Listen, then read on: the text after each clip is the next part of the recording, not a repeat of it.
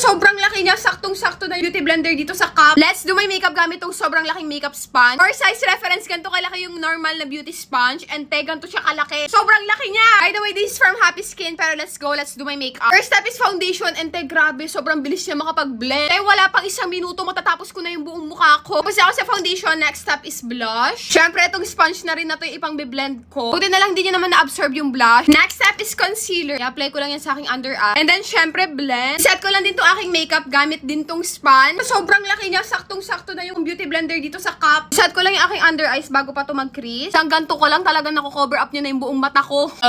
Set ko na yung buong mukha ko. Mag-apply pa ako ng konting blush, konting eyeliner, eyelash curler, syempre mascara, and then lastly lipstick. I think this is the final look. Sobrang bilis lang nitong makeup na to. Sa laki ba naman ng beauty blender na to, te? Pero anyways, let me know kung gusto niyo ako mag-makeup gamit tong mini beauty blender. Girl, sobrang liit niya! And let me know kung